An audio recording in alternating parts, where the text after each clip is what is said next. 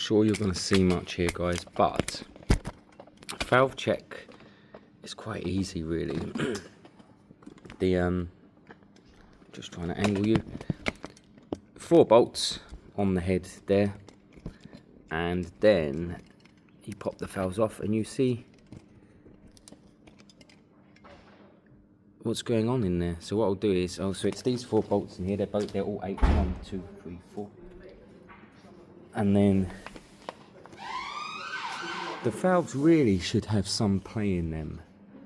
They should have some play in them. You should hear kind of very tight, you should be able to tick them, make them move, but that's not always the case. So let's pop this cover off and see how that goes. Guys, and Rabjab are just having a debate. Remember our friend who comes to the garage, young lady, a Colombian lady, lovely lady. She recently got her 50cc Piaggio Fly taken off her by the police, and the only reason they lifted it and took it, was because she wasn't carrying her CBT.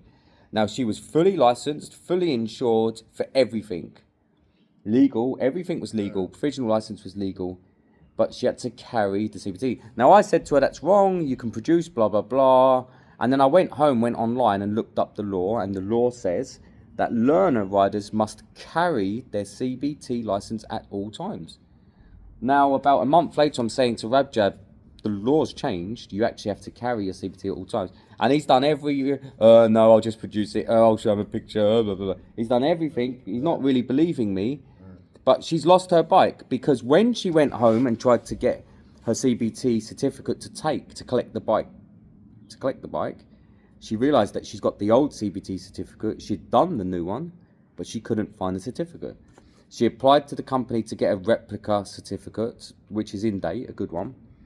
It took them 2 weeks to send it, and the police crushed the bike. The bike's gone, the 50cc's gone. 2 weeks, so she's gone. So even though you're saying, yeah, I've got my certificate at home, if you're right, if they pull you over now, and you don't have it on you, they will take the bike, and you have to pay £300. You have to pay the £300 up front, £25 a day storage. You have to go back with the insurance, the license, and everything. £12 and £250 for the... Yeah, but imagine having to pay £300 for no reason.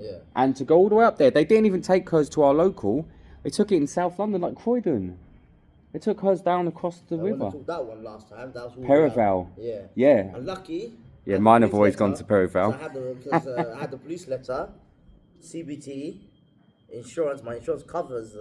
Because some insurance don't cover it. The police said some insurance don't cover it. Some insurances don't cover removal from an impound. My one covers removal. But it also shouldn't affect that if it's only a CBT. So I had a police letter, and lucky the guy said, alright, I don't need to pay for it. So I don't need to pay for it. It's a letter from the transport police officers.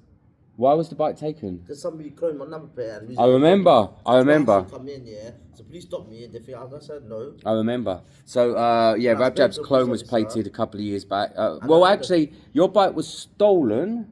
Your number plate was taken.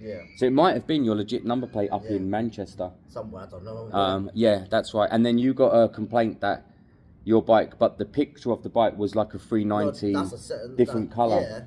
And I had to take a video of everything, show it to the channel. That's right. And then somebody cloned me again. Oh.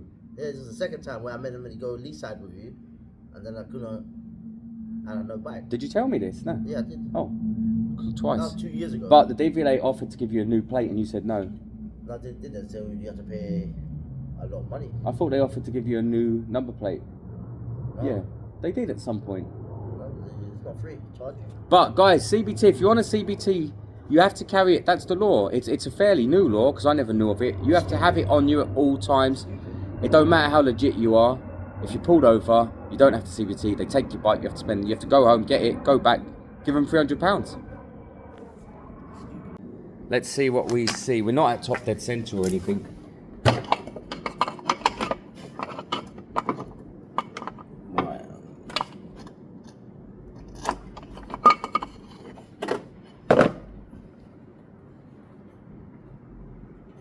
No play at all, but it's not fair if we're not at top dead centre. No, do you know what? Nothing. It rides really well, but it doesn't like starting really. Which moped you sold them? What size is that? Piaggio Fly 125. Right, look, that. What's your party driving test? So, they should have play in them now. That has quite a lot of play in it, that one. What car do you got? I think that one needs a touch of tightening.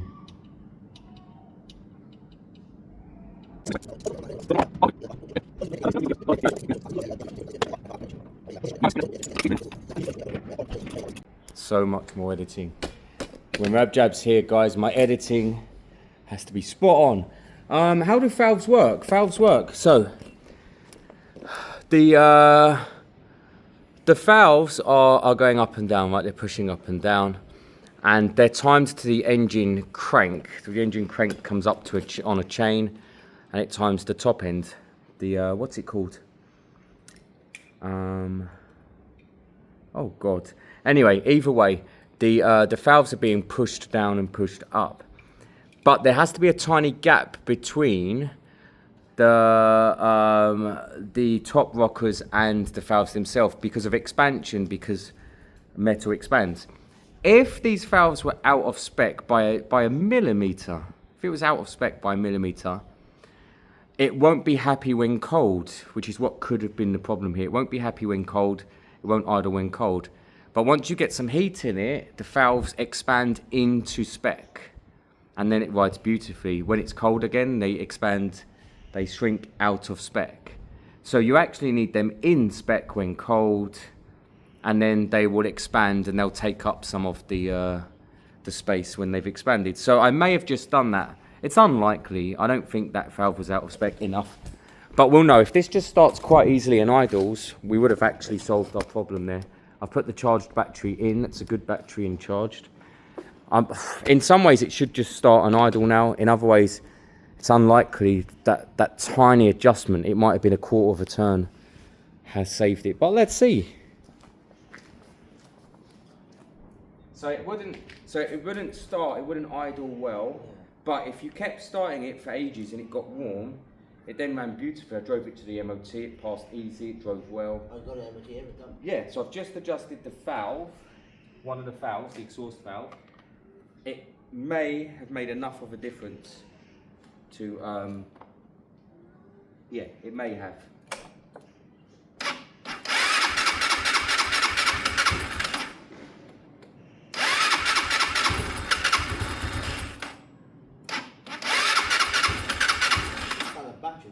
No, it's the battery strike.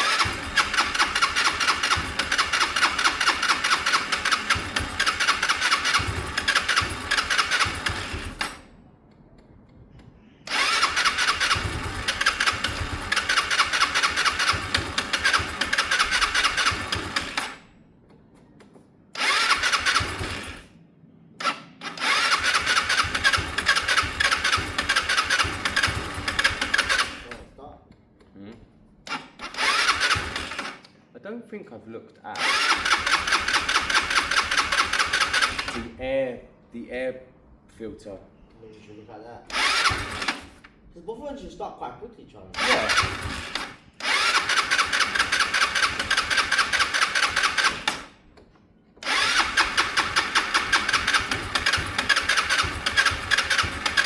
Let me check that there's fuel in here just in case.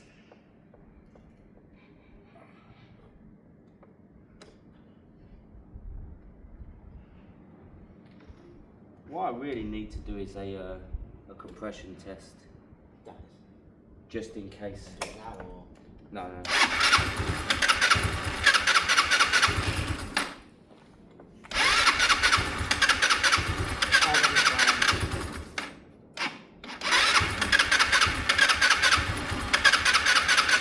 Is there a fuel injection?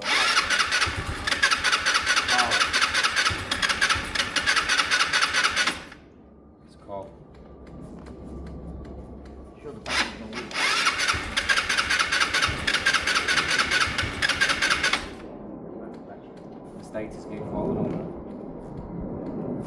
I don't mind if the battery flat, it's just.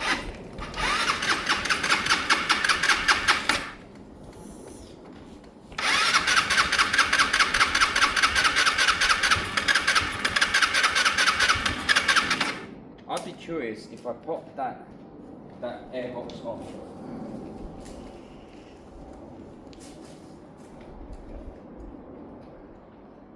Is this bike working now, Charlie?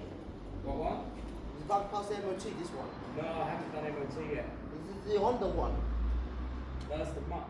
Where's the Honda? That's the You got rid of that, Charlie, the Honda. Honda's in here. Oh, you're not working on that now? The Honda's done. Oh. Alright then. The Honda's done. It's very slow. I'm gonna slow in this and slow in mine. Yeah, very slow. I mean, it's an old 200cc. It's 46 years old. You can set up for no congestion or nothing. Yeah, exactly. Yeah, it's up for 1250 at the moment. Set them on. It's a mysterious bike. It's not original enough. It's had. Oh, It's fine, but it's had some mods, and people get a bit funny about that. Is he gone to Europe like that? Right, I've put a gap in the airbox. Come on, get the gears going. Let's get this airbox out of the way.